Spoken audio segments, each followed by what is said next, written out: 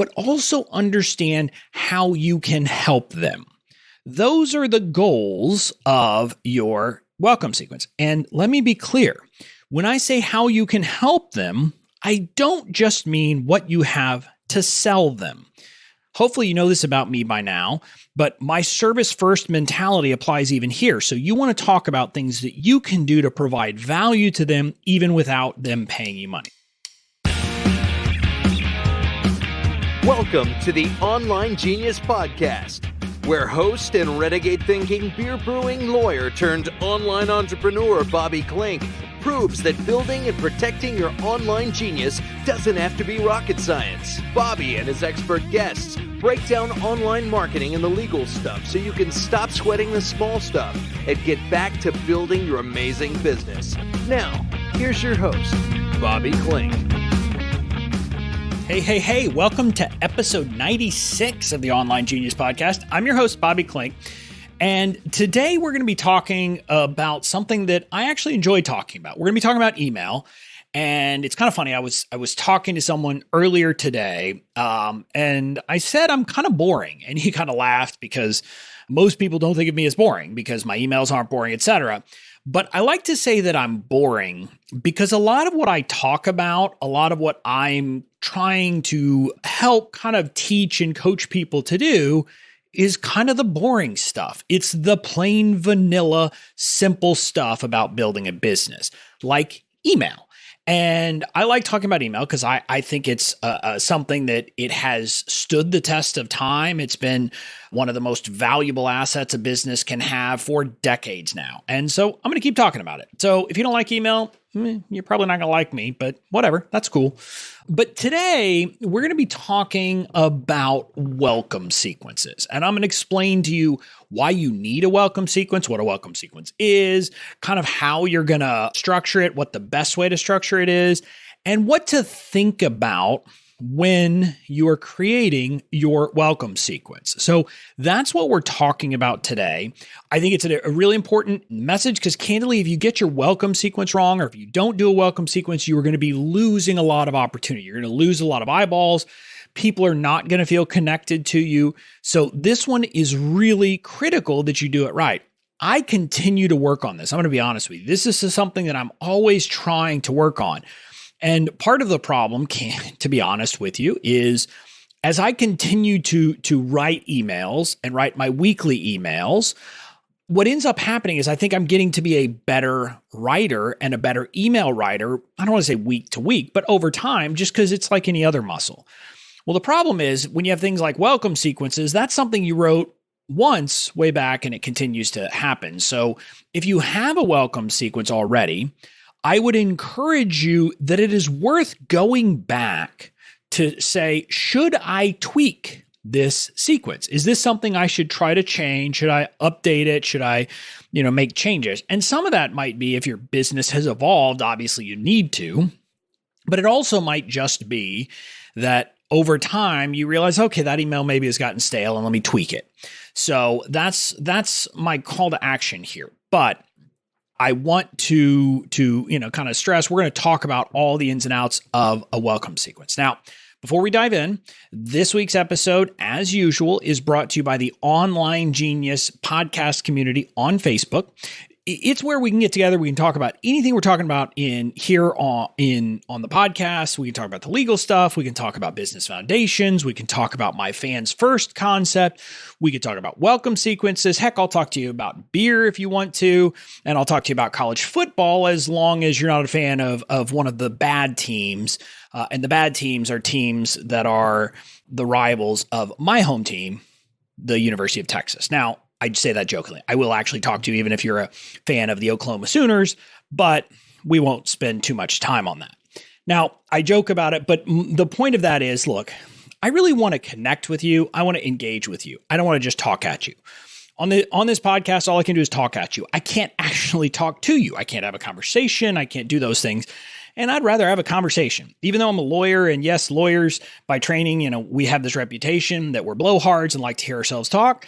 I really actually like talking to people and having conversation. So I would love it if you would join the Online Genius podcast community on Facebook. You can do that by heading over to youronlinegenius.com/community. If you head there, it'll take you to the Facebook group. You can ask to join and you can get in on the fun. So with that, let's dive in to talking about welcome sequences. And I'm going to start by talking about the why and help you understand this. And to give you a sense of this, hopefully you can figure it out from context. But a welcome sequence is essentially the emails that you're going to send right after someone gets on your list. Now, back on episode 91, I talked about, that was an episode about list building, and I talked about the first email you're going to send them, which I call the catch email. So head on back to episode 91 to understand the catch email. I'm not talking about the catch email. Now I'm talking about the emails that come after that.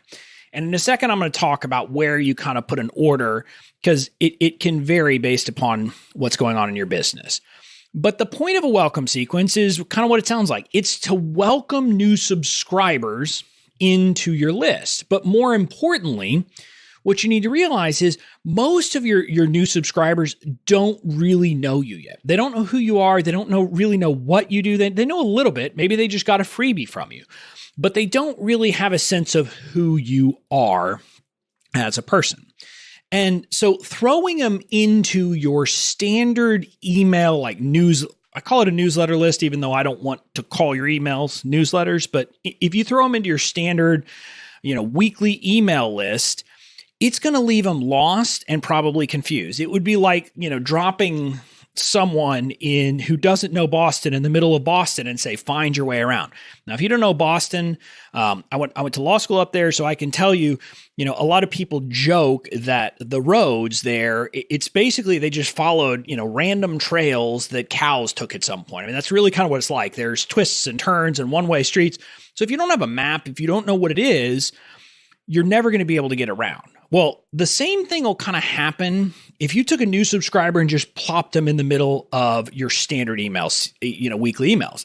Because your standard weekly email is kind of, depending on how you're doing it. If you're doing it my way, yes, it's what you could call just kind of a personal vignette, just a little story about you, but you haven't really kind of told them, here's who I am, here's what I do, here's how I can help you. And you want to do that before you plop them into your kind of standard email list. You want to give them that understanding of, all of those things.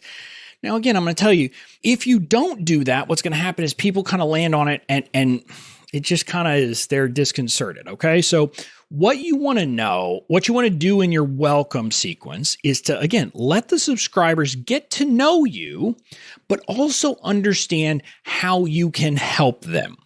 Those are the goals of your welcome sequence. And let me be clear. When I say how you can help them, I don't just mean what you have to sell them.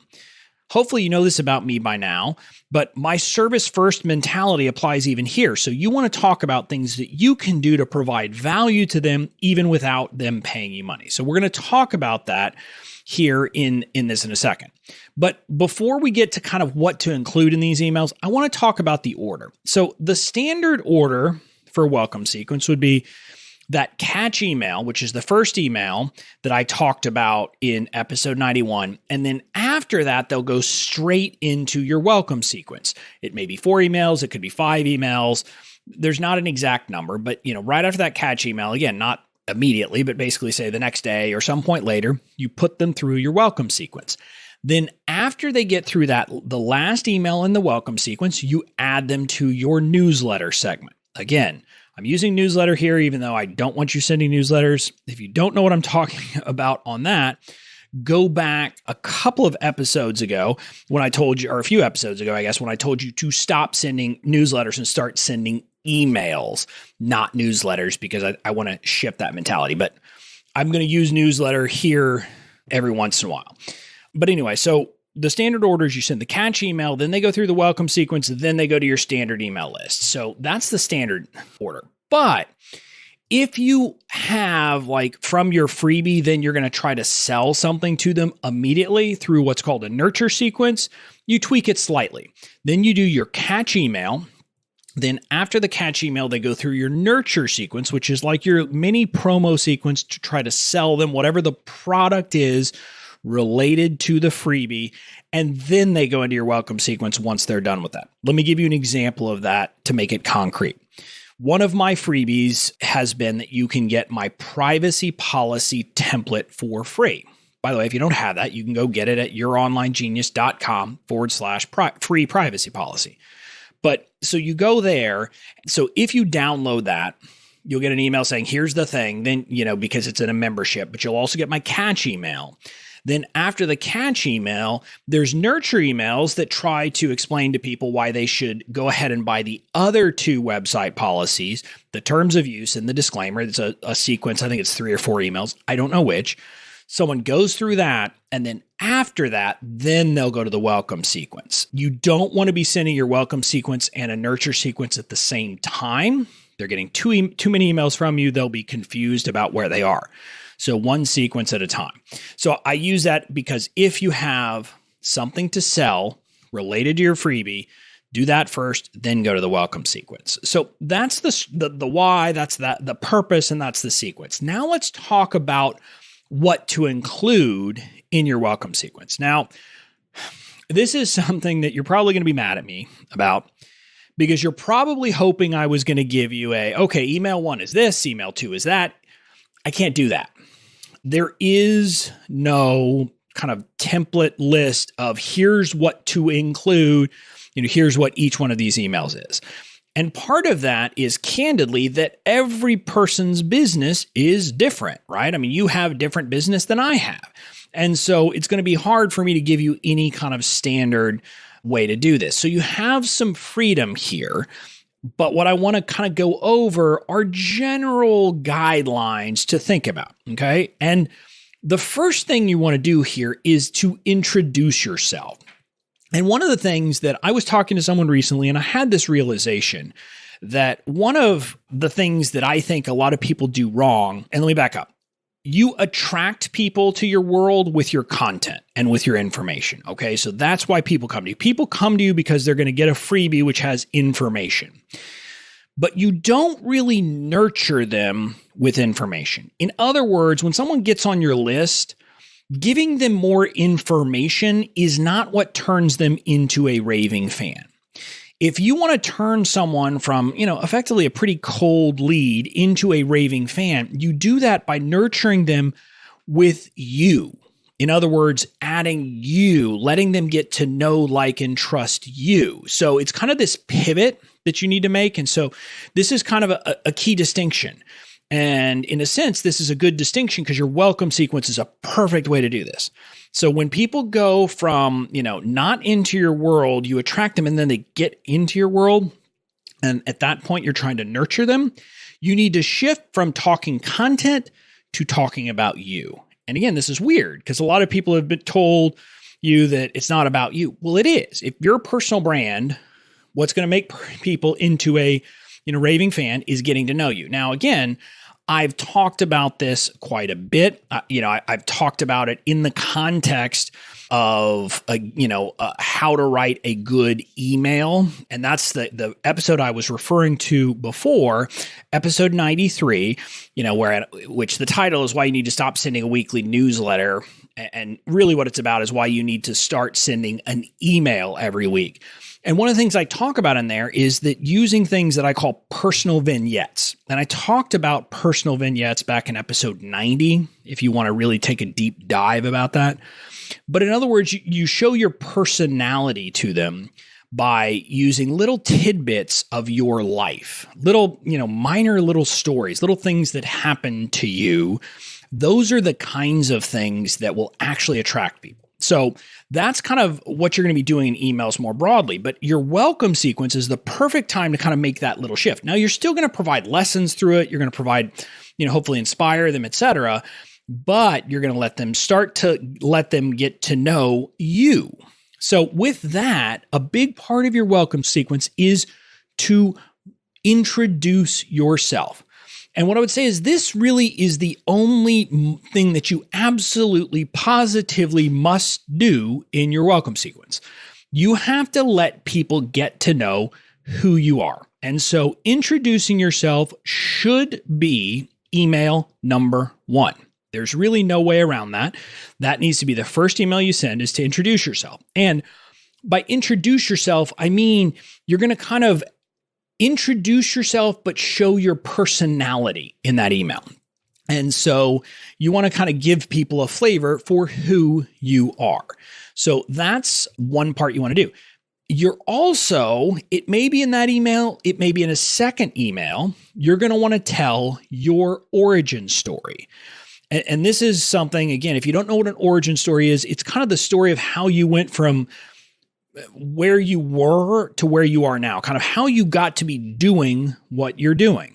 And again, I talked about this back in episode 89. If you haven't checked that out yet, I really go over it. This is a concept. I learned this from Russell Brunson. I don't remember if it was in Expert Secrets or .com Secrets, but the concept is basically to help them understand your journey to where you are to be able to help them. And so you want to tell that as well. So that really is the only kind of must do in your welcome sequence. Introduce yourself, tell your origin story, because that's kind of a big part of it. But what you then want to do is you're going to want to do other things to really kind of acclimate them and give them a sense of, who you are and how you can help them. So let's talk about other topics and other things that you should consider including. And if these apply to you, you want to do it. So one subject for an email is to talk about your weekly content that you're creating. So in my case, I have an email in my welcome sequence that talks about the podcast, that says, explains to them that I do this and kind of gives them a sense of what the podcast is and what value is in there and what kinds of information are in there and things like that. And again, knowing me, you probably have a sense. It's not just that. I mean, there's a story at the beginning of talking about it, but then, I go into explaining that. And then you don't just talk about what your content is. You also want to give them some highlights. So for example, in my case, what I do is I highlight some of kind of the highlight podcast episodes I have. So some of them are some of the most popular ones that I have, meaning the most downloaded. Some of them are ones that I want to highlight because they are a message that is a big part of what I do and who I am. So I want to make sure that people potentially listen to that one because it really gives them a flavor for what they're going to hear from me. Others are, for example, if you have it, like in my case, because I do interviews, if I have interviews with big names, obviously I'm going to include those so that people get a sense, this person is, Bobby's interviewed this person. And so that's the kind of thing how I pick it. Now, if you have a blog, you want to do something similar. You want to curate through your content. And this is where, again, what you're doing is curating and giving them the, in some sense, like the greatest hits. So that if you think about it, why not give them the greatest hits? Because that will give them a good, view of you, a good introduction to you, etc. So that's one email that you probably should send, is an email about what your weekly content is. And that is, I'm not going to say it's a must, but if you're doing weekly content, you really should do that. So that's one. Now, another possible idea for an email is give them a secondary freebie. In other words, if you have more than one freebie and almost everyone who downloaded that first primary lead magnet of yours would be interested in one of the other freebies, why not give it to them? And the reason why you do this is if you establish yourself as someone who is giving and who is giving a ton of value, you'll be establishing with them right off the bat that you are someone that is going to deliver and over-deliver. It's going to up the know, like, and trust factor. Now, one of my core values, one of my core beliefs, and I'm thinking about how to reword it. I used to call it serve first, but I think really the way to put it is I'm in favor of radical giving. And giving a secondary freebie is a great way to do this. And sometimes things that would not be a great initial opt-in will be a great secondary freebie. So, for example, generally, you want your first opt-in, the freebie that is your primary lead magnet, to be something that gives them a quick win. So an involved training program often won't work great. It's weird. We tend to think, oh, we're going to give more information. Of course, they're going to like that. In reality, people don't want that. People want a quick win. And so often a checklist, a cheat sheet, something like that will work best for your primary freebie. And then say 3 emails or 4 emails into them getting to know you, you say, oh, by the way, I have this other great freebie. If you'd like that too, just click this button and you give them access to it. And so all of a sudden you get people who've already gotten into your world. They've gotten to know you a little bit. And then you're saying, oh, and here's this other really great, really valuable, resource that I have for you. And you'll find that people will opt in. But again, at that point, you don't care about getting an opt-in. You care about upping the know, like, trust factor. And it will do that in spades because you're really giving people a ton of value. And the more value you give, the more people will come to know, like, and trust you. Another thing to do, another subject for an email, if you have online communities, you should talk about that. So I have my Online Genius podcast community. So I have an email that's all about that. And, there's a fun story about why you need community, why we need people who actually understand who we are and, all those things. And then it invites them to join the community. And so that's a subject for it because, again, if you can capture people in multiple places, great. That's even better because then you'll have, multiple places to reach them, to interact with them, to engage with them, etc. So if you have an online community of any kind, that is a great thing to talk about in your welcome sequence. So that is something that you should, highly consider doing if you haven't. Now, another thing to include is you should actually have one email about your products. Now, it shouldn't be a hard sell. It shouldn't be anything like that, but it should be talking about how you serve people through things you sell.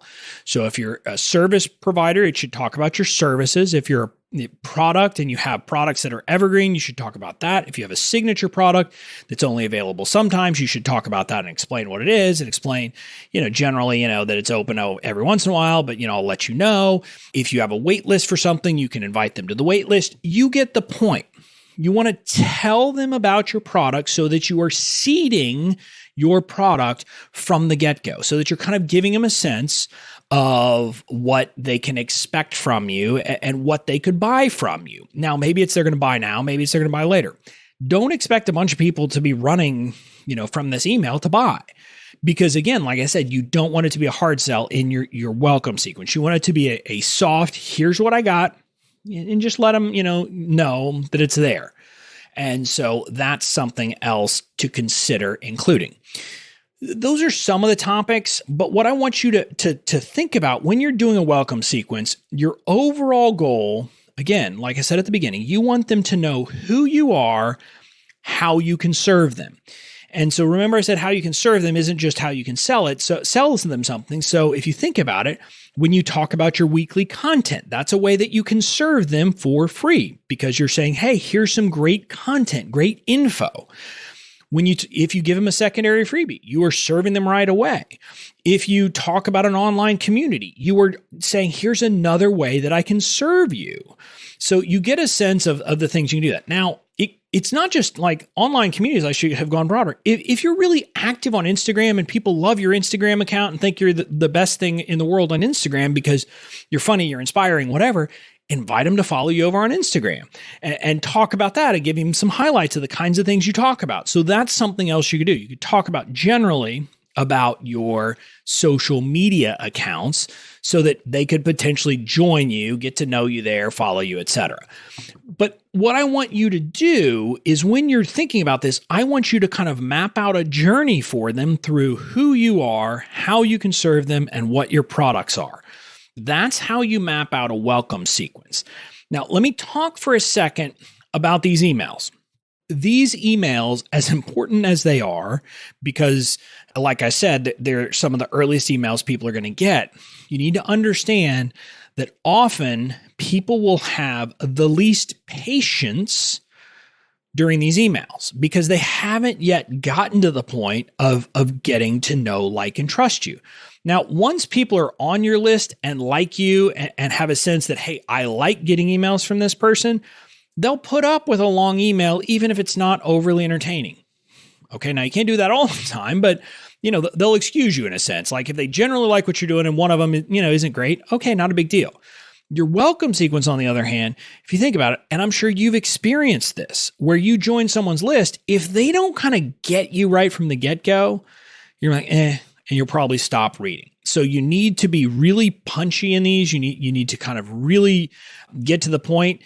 And although I don't necessarily subscribe to the idea that there's such a thing as an email that's too long, it's really just too boring, I believe that these emails you should keep relatively short. Now, I'm not talking about, only a few words, but I'm saying they should not be epic type of emails. They should be, a quick story and then go into whatever the content is and just kind of get them into that and get them used to that so that hopefully they get a sense that you're punchy, you're going to get to the point, you're going to give them some value, you're going to give them and move on. So I would try to keep these short because people are not going to have that. So they need to be enjoyable and not too long. So take some time on these, really go over these and have have a friend, have a peer, have someone else take a look at it and give you a sense. Because let's be honest, sometimes we think we're more amusing than we actually are.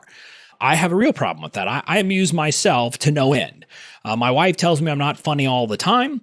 I think some of my followers say I'm at least mildly amusing, but you get the point. Have some people take a look at it to give you some suggestions. Maybe they can help you really kind of tighten, make it, punchier and make it more enjoyable. So that's what I wanted to stress there.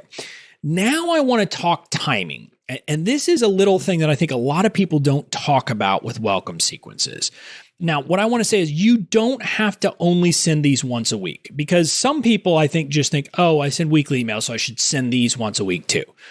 You don't have to do it only every week, but you shouldn't try to rush people through your welcome sequence. So you shouldn't basically send one every single day unless you're sending daily emails. But if you're not sending daily emails on your list, generally do not send these every day. And I used to just be a bit haphazard. I used to just say, oh, well, I'll say 2 days after this one and 3 days after this one and do crazy things. I would just kind of randomly pick things like that. And that's fine. You can do that because, it's not the end of the world if you do that. But what I'm doing now and what I think is a better approach is you want to train your subscribers to expect emails from you on days that you are likely to be sending emails once they get onto your standard list.